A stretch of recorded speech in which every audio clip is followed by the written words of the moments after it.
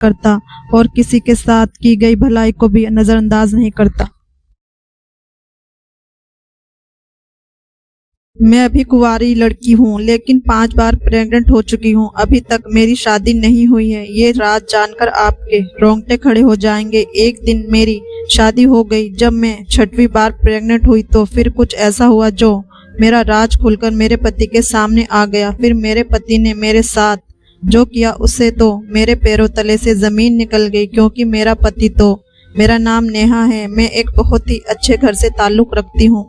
मेरे घर में मैं और मेरे मम्मी पापा रहते थे। हम अपने परिवार में बहुत खुश थे। एक दिन कुछ अचानक ऐसा हुआ जो सब कुछ बर्बाद होकर रह गया। मैं और मेरी मम्मी पापा हम तीनों लोग शॉपिंग मॉल से घर वापस आ रहे थे। तभी अचानक रास्ते में एक्सीडेंट हो गया और मौके पर ही मेरी मम्मी पापा का देहांत हो गया और मेरे भी बहुत हालत गंभीर हो गई। मैं अस्पताल में एडमिट थी। जब मुझे होश आया तो मैं सिसकती हुई अपनी मम्मी पापा को पूछने लगी कि मेरे मम्मी पापा कहाँ हैं। मैं अपनी माँ और पापा के बिना एक मिनट भी नहीं रह सकती थी, क्योंकि वह दोनों लोग मुझे बहुत प्यार करते थे, मेरा बहुत अच्छे से देखभाल करते थे, हर वक्त मेरी छोटी सी छोटी ख्वाहिश को पूरा करते रहते थे। लेकिन मुझे क्या पता था कि एक छोटा सा हादसा मेरा सब कुछ बर्बाद कर देगा। मैं जब 12 साल की हुई तो तब मैं स्कूल जाती तो मेरी मम्मी समझाते हुए कहने लगती कि देखो, स्कूल में किसी से भी शरारत मत करना, और हाँ, लड़कों से तो एकदम ही दूर रहना, टिफिन टाइम से खा लेना और अच्छे से ध्यान लगाकर पढ़ना, सीधे स्कूल जाना और सीधे ही वापस घर चली आना। मेरी मम्मी हर एक छोटी सी छोटी बातों को समझाती रहती थी, क्या सही है क्या गलत है। लेकिन मुझे क्या पता था कि एक पल में ही मेरा सब कुछ बिखर कर खत्म हो जाएगा। आज मेरे पापा जॉब से घर वापस आए तो आज उन्हें कंपनी से कुछ पैसे एडवांस मिले थे। फिर मेरे पापा घर पे आते ही हम लोगों से कहने लगे कि ठीक है, जल्दी से तैयार हो जाओ, आज हम सब शॉपिंग करने चलते हैं, जिसको जो सामान चाहिए वे अपना अपना ले ले। मैं तो बहुत खुश हो गई थी, क्योंकि मेरा बहुत मन था कि मैं अपने लिए कुछ अच्छी सी ड्रेस वगैरह खरीद लूं। तो मैं जल्दी से फटाफट तैयार होने के लिए चली गई। मम्मी भी तैयार हो गई। अब हम दोनों लोग पापा के साथ घर से निकले और सीधे शॉपिंग मॉल पहुंच गए। बहुत अच्छे से शॉपिंग कर ली। जब हम लोग वापस शॉपिंग करके लौटने लगे तो अचानक से रास्ते में हम तीनों का एक्सीडेंट हो गया। उसके बाद से मुझे कुछ भी नहीं पता है। जब मुझे होश आया तो मैं अपनी मम्मी पापा के बारे में पूछने लगी, मेरे मम्मी पापा कहाँ हैं।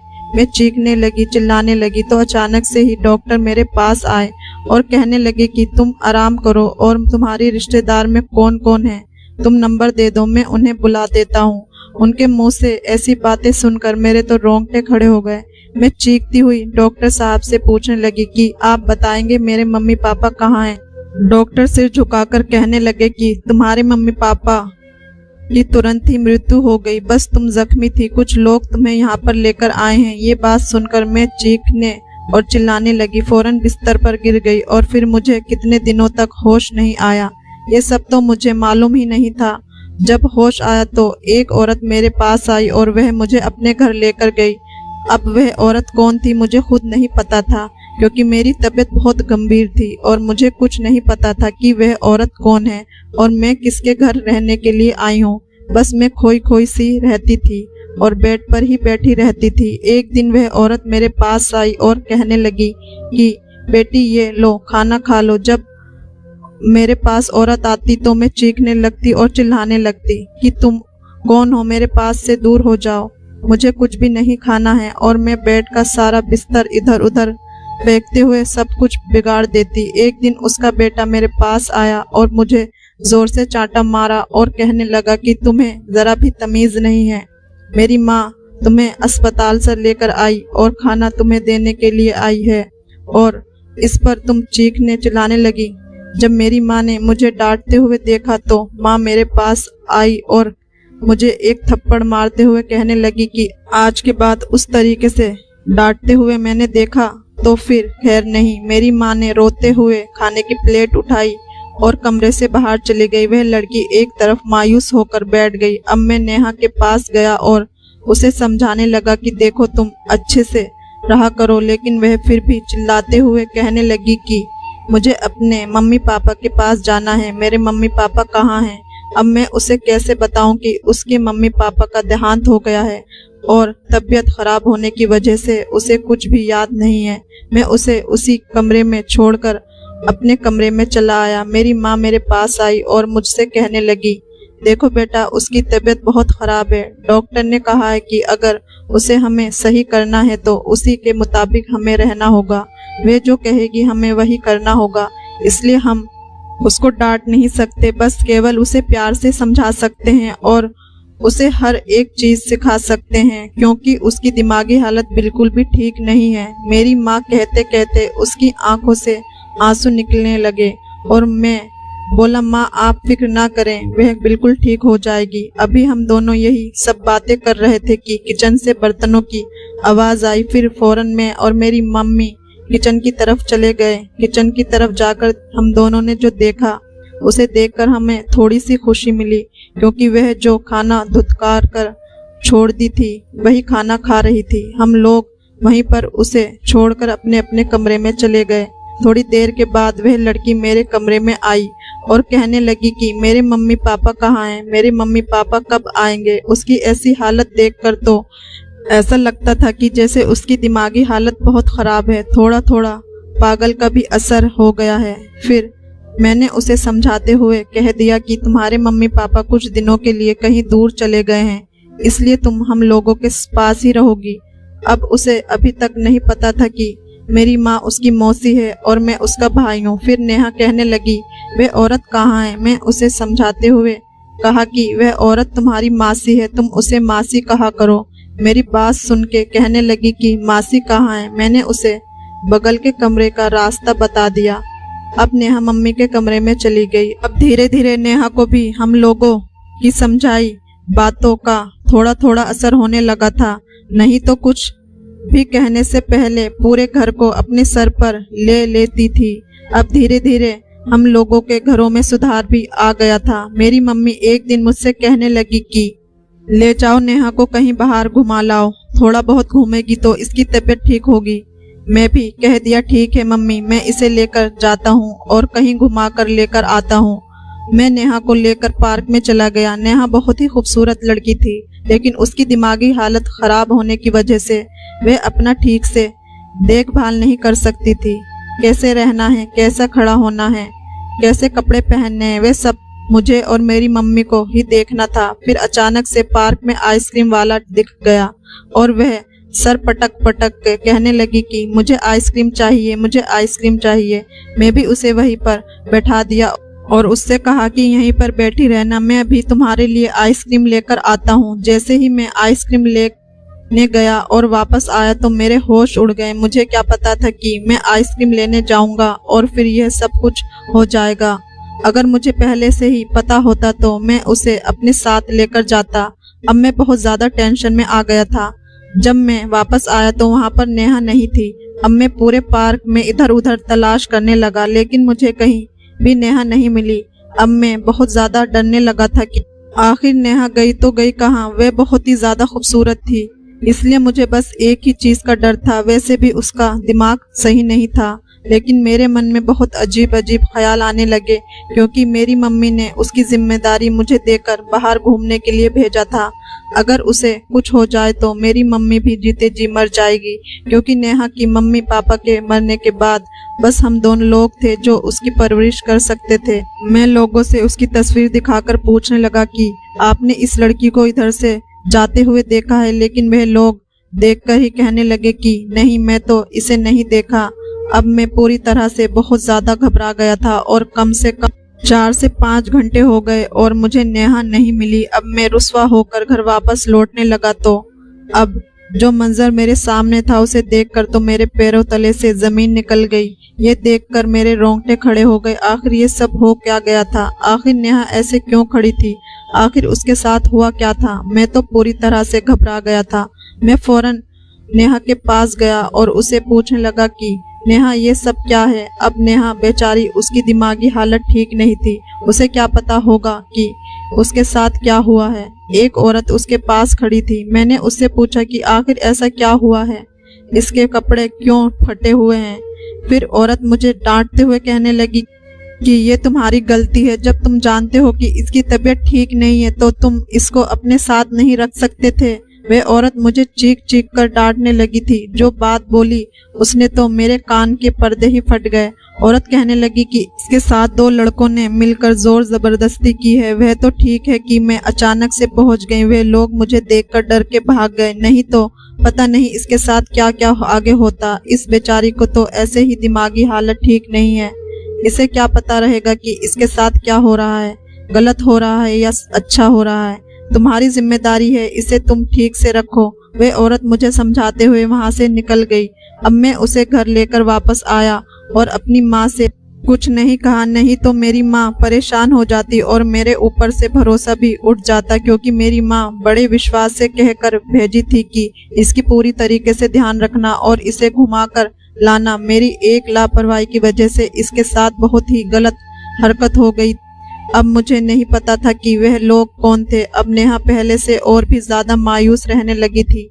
माँ मुझे कहती कि पता नहीं नेहा को क्या हो गया है कि वह अचानक से बहुत खोई खोई सी रहती है। अब मैं माँ को कैसे बताऊं कि उसके साथ बहुत ही गलत काम हुआ है। अब मैं ये सब बात भी नहीं कर सकता था। मैंने माँ से कहा इसका वैसे ही तबीयत खराब है, इसलिए वह ज्यादा खोई खोई सी रहती है, धीरे धीरे ठीक हो जाएगी। एक दिन उसकी तबीयत अचानक से थोड़ा खराब हो गई तो मैं उसे फौरन अस्पताल लेकर चला गया। माँ घर पर नहीं थी, वे किसी काम से बाहर गई थी, इसलिए मैं उसे अकेले ही अस्पताल लेकर चला गया। जब अस्पताल पहुंचा तो उसे लेडी डॉक्टर के पास एडमिट कर दिया। थोड़ी ही देर के बाद डॉक्टर बाहर निकली और जो बात बोली इसे मैं कभी सपने में भी नहीं सोच सकता था कि नेहा के साथ इतना गलत हुआ है। अब मुझे खुद से ही बहुत ज्यादा नफरत होने लगी। मैं एक लड़का था, आखिर उसकी देखभाल कैसे ना कर सका। डॉक्टर निकली और कहने लगी कि एक तो इसकी दिमागी हालत ठीक नहीं है और इसके साथ 5 लोगों ने गलत काम किया है। आखिर तुम लोग इतने लापरवाह कैसे हो सकते हो? उसकी तो हालत पहले से ही इतनी खराब है और ऊपर से प्रेग्नेंट हो गई है। अब वह बच्चे को कैसे जन्म देगी? अब तो ये बात सुनकर मेरे पैरों तले से जमीन निकल गई। मैंने तो कभी सपने में भी नहीं सोचा था कि अब मैं माँ से ये सब बातें कैसे बता सकता था। आखिर मैं कब तक छुपाता? एक न एक दिन तो माँ को ये सारी बातें पता चल ही जाती। अब मैं सोचते हुए नेहा का हाथ पकड़कर उसे घर वापस लेकर आ रहा था कि अचानक मैं फिर हम दोनों का एक छोटा सा एक्सीडेंट हो गया। मैं और नेहा रोड पर बेहोश होकर गिर गई। जब होश आया तो मैं और नेहा करीब के पास में ही अस्पताल में भर्ती थे। नेहा को भी अब याद आ गया था। वे मेरे पास आई और कहने लगी कि भैया मेरी मम्मी पापा कहाँ हैं, उन लोगों के साथ क्या हुआ? तो मैं उसे कहने लगा कि तुम्हारे मम्मी पापा का देहांत हो गया और मैं और तुम्हारी मौसी हम तुम्हें अपने घर पर लेकर चले गए। अब हम दोनों घर वापस चले गए और नेहा भी अपनी मासी के गले लगकर चीख चीख कर रोने लगी। मेरी माँ भी उसे समझाते हुए कहने लगी कि तुम फिक्र मत करो, मैं तुम्हारी मासी हूँ, तुम्हारी माँ के बराबर हूँ, मैं तुम्हें कभी कोई तकलीफ नहीं आने दूंगी, अपनी बेटी से बढ़कर तुम्हें मानूंगी, मैं हूँ, सब ठीक रहेगा। दोनों की बातें सुनकर बहुत ही खुश था, लेकिन अचानक से मेरे दिमाग में उसकी प्रेगनेंसी की बातें याद आ गई। अब मैं अपनी माँ से कैसे बताऊं कि नेहा के साथ क्या हुआ था? मैं बहुत डरा डरा सा रहने लगा। फिर एक दिन सब अपने अपने कमरे में सो रहे थे कि अचानक से उसकी उल्टी आने की आवाज आने लगी। मैं दौड़ता हुआ उसके पास गया और वह उल्टी कर रही थी। उसे खुद ही नहीं पता था कि उसके साथ क्या हुआ था, क्योंकि जब उसका याददाश्त चली गई थी तब उसके साथ ये सब कुछ गलत हुआ था। लेकिन जब अब उसकी याददाश्त आ गई है तो उसे खुद भी नहीं पता कि उसके साथ क्या हुआ है। अब मैं अपनी माँ से कैसे बताऊं कि अब धीरे धीरे 3 से 4 महीने हो गए थे। फिर मैं माँ से फौरन कहने लगा कि माँ इसकी शादी कर दो, जितना जल्दी हो सके हम इसकी शादी कर देते हैं। मेरी माँ मुझसे कहने लगी कि अभी तू ये क्या कह रहा है, ये फिलहाल 18 साल की हुई है, अब हम धीरे धीरे इसका रिश्ता तलाश करना शुरू कर देंगे। लेकिन मैं गुस्से से बोला कि माँ इसकी जल्दी से शादी कर दो। मैं अपने बेटे की ऐसी बात सुनकर बहुत परेशान सी हो गई। आखिर मेरा बेटा इतनी जल्दी में क्यों था? फिर मैं बोली बेटा ऐसे ही थोड़ी ना कर देंगे इसकी शादी, अच्छा घर खानदान देखेंगे फिर उसकी शादी करेंगे। शादी करने के लिए हमें व्यवस्था भी करनी जरूरी है। हम पता करेंगे लड़के वाले कैसे हैं, तभी तो अपनी इतनी प्यारी सी गुड़िया की शादी करेंगे। मैं नेहा को अपनी बेटी की तरह ही मानती थी, लेकिन फिर अचानक से मुझे याद आ गया कि मेरा बेटा ऐसी बातें क्यों कर रहा है कि जितनी जल्दी हो सके उसकी शादी कर दो। मैंने उससे पूछा कि आखिर तुम ऐसा क्यों कह रहे हो, आखिर क्या बात है, मुझे सच सच बताओ। फिर उसने वह सारी बात बताई जो उसके साथ हुआ था, उसके साथ क्या क्या हुआ था। मैं अपना वही सर पकड़ कर बैठ गई कि अब क्या होगा। मैं और मेरी माँ नेहा के कमरे में चले गए। मेरी माँ उससे प्यार से कहने लगी थी, नेहा बेटी, आज मैं और तुम कहीं बाहर चलते हैं और घूम कर आते हैं, क्योंकि मेरे मन में तो यही विचार था कि मैं इसे लेकर जाऊं और इसका अबॉर्शन करवा दूं, और मैंने ऐसा ही किया। मैं उसे अच्छे हॉस्पिटल में लेकर गई और लेडी डॉक्टर से सब कुछ बता दिया। उसने भी मेरी मदद की और उसने उसका अबॉर्शन कर दिया। और मैंने पहले ही लेडी डॉक्टर को बता दिया था कि ये सब कुछ उसे ना पता चले। जब नेहा को होश आया तो पूछने लगी कि मासी मुझे क्या हुआ था। मैं उसे कहने लगी कि तुम खाती पीती नहीं थी ठीक से, इसलिए तुम्हें हल्का सा चक्कर आ गया था, इसलिए मैं तुम्हें यहाँ पर लेकर आई हूँ।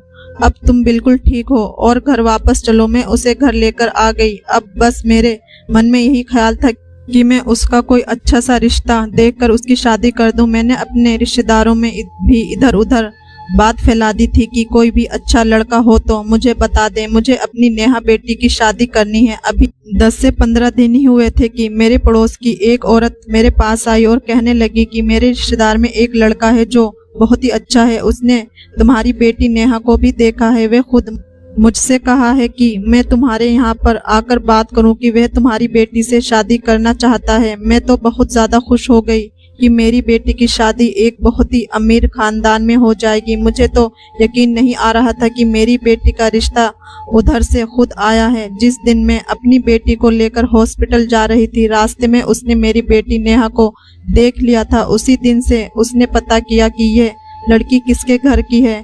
जब उसे पता चला कि वह मेरी बेटी है, उसने फौरन से नेहा के लिए रिश्ता भिजवा दिया। अब हम लोग बहुत ज़्यादा खुश थे। जब मेरा बेटा आया तो मैं उसे भी बताऊंगी नेहा की शादी पक्की हो गई है। मेरा बेटा भी बहुत ज़्यादा खुश हो गया।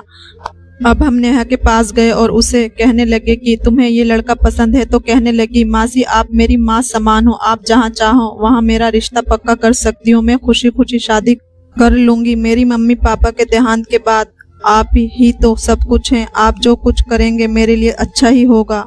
नेहा के मुंह से ऐसी बातें सुनकर मेरी आंखों से आंसू बहने लगे और मेरा बेटा मेरे पास आया और कहने लगा कि माँ आप फिक्र ना करें, मैं सारी तैयारी कर दूंगा। मेरे घर पर शादी की चहल पहल होने लगी थी। मेरी बहन नेहा भी दुल्हन बनी बैठी थी। मैं उसके पास गया, उसके सर पर अपना हाथ फेरा और मेरी आंखों में आंसू भी आ गए। नेहा भी मेरी आंखों में आंसू देखकर रोने लगी। मैंने उसे कहा कि पगली तू क्यों रो रही है, तुझे तो एक ना एक दिन यहाँ से जाना ही था। हम दोनों गले लगकर रोने लगे। उसके बाद मैं समझाते हुए कमरे से बाहर निकल गया। थोड़ी देर बाद बारात आ गई और मेरी बहन की शादी भी हो गई और अपने ससुराल चली गई। फिर कुछ दिन के बाद नेहा के घर से कॉल आया और वह कॉल मेरी माँ ने उठाई और जैसे उधर से आवाज आई और मेरी माँ चक्कर खाकर गिर गई। मैं तुरंत भागता हुआ माँ के पास गया और पूछने लगा कि माँ ऐसा कौन सी बात है गई जो आप इस तरीके से जमीन पर गिर गई। मेरी माँ घबराती हुई वहीं पास की सोफे पर बैठ गई और मैं जल्दी से एक गिलास पानी लेकर आया और माँ को पिलाने लगा और पूछा कि माँ बताओ आखिर ऐसा क्या हुआ है जो आप इतना परेशान हो। वहीं मेरी माँ की हालत ऐसी थी कि वह कुछ कह नहीं पा रही थी। फिर मैंने माँ से कहा आप रिलैक्स हो जाएं, फिर उसके बाद बताओ आखिर क्या बात है। फिर मेरी माँ थोड़ी देर के बाद कहने लगी कि बेटा नेहा के घर से कॉल आया था और वह लोग कह रहे थे कि नेहा को घर से निकाल देंगे, उसे तलाक दे देंगे। उन्हें पता नहीं कहां से सारी बातें पता चल चुकी हैं कि नेहा पहले से ही प्रेग्नेंट थी। अब हम दोनों माँ और बेटे फौरन नेहा के ससुराल चले गए और वहां जाकर जो मेरी नज़र के सामने था वह सब मुझे हैरान कर देने वाला था। मैंने तो कभी नहीं सोचा था कि बीता पल भी हम लोगों के सामने आकर खड़ा हो जाएगा, लेकिन हैरान कर देने वाली बात ये थी कि जब मैं उस औरत को देखा तो मेरे होश उड़ गए। आखिर ये औरत इस घर में मेरी बहन के ससुराल में क्या कर रही है? कहीं इसने ही तो नहीं कुछ गड़बड़ कर दी। हो और बीते हुए पल के सारी सच्चाई इस घर में फैला दी हो। जब आगे से आवाज आई, बेटा तुम्हें यही घर मिला था अपने घर के पाप मेरे भतीजे के ऊपर डालने को। अब मैं उसके आगे हाथ जोड़ दिए और कहने लगा कि प्लीज भगवान के लिए चुप हो जाओ, नहीं तो मेरी बहन की जिंदगी बर्बाद हो जाएगी। लेकिन वह औरत कहाँ मानने वाली थी। उसने तो पूरे घर को इकट्ठा करके खड़ी थी और सबसे सब कुछ सच सच पहले से ही बता चुकी थी। अब मेरी बहन मेरे पास आई और कहने लगी थी, दीपक भैया ये सब लोग क्या कह रहे हैं कि मैं बदचलन औरत हूँ। आखिर मेरे साथ ऐसा क्या हुआ? ये लोग मेरे ऊपर इल्जाम पे इल्जाम लगाए जा रहे हैं, मुझे बहुत भला बुरा कह रहे हैं। आखिर ऐसा क्या हुआ है? कोई मुझे सच सच बताओ। अब मैं सबसे पहले सबके सामने हाथ जोड़ दिए और सारी सच्चाई बताने लगा कि कैसे कैसे क्या हुआ था। अब सारी सच्चाई सबको पता चल चुकी थी और जो औरत मेरी बहन को बचाई थी वही औरत मेरी बहन की बुआ थी। अब मेरी माँ सबके सामने हाथ जोड़कर सबसे माफी मांगने लगी और कहने लगी कि हालात से मजबूर होकर बिना कुछ कहे बिना कुछ बताए हमने ये रिश्ता आप लोगों के घर में कर दिया। हमसे बहुत बड़ी गलती हो गई, लेकिन यह गलती की सजा मेरी बेटी को मत दो। या तो बेचारी है, इसे तो खुद नहीं पता कि इसके साथ क्या हुआ था। उस टाइम तो इसकी दिमागी हालत भी ठीक नहीं थी। इस बेचारी को तो ये भी नहीं पता कि इसके साथ क्या कुछ हुआ है। मेरी बेटी मेरे पास आई और मुझसे पूछने लगी कि मासी माँ आखिर क्या हुआ था मेरे साथ, जो ये लोग मेरे ऊपर इल्जाम लगाए जा रहे हैं, क्या सही है क्या गलत है, प्लीज आप मुझे सच सच बता दीजिए। तो मेरी माँ मुझे कहने लगी थी, जब तू 18 साल की थी और अपने भैया के साथ घूमने गई थी, तब वहां से तुम कहीं और दूसरी तरफ चली गई और फिर अचानक से तुझे कुछ लड़कों ने पकड़ लिया और तेरे साथ कुछ गलत हरकत कर दी। ये सब सुनकर मेरे तो रोंगटे खड़े हो गए। आखिर ये सब कुछ क्या हुआ था? तो वही मेरे पति के जो बुआ थी वही मुझे बचाकर लाई थी। अब 4 से 5 लड़कों ने मेरे साथ कुछ गलत कर दिया था।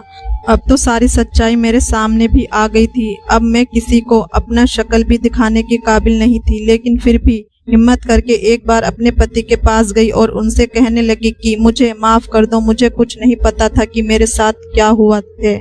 अगर मुझे पहले से पता होता तो मैं ये शादी हरगिज नहीं करती। अगर करती भी तो सबसे पहले सारी बात बता देती, उसके बाद ही जो होता सो होता। लेकिन मेरा पति तो चिल्लाता हुआ कहने लगा कि तुम मेरे नजरों के सामने से दूर हो जाओ, मुझे तुम्हारी शक्ल भी नहीं देखनी।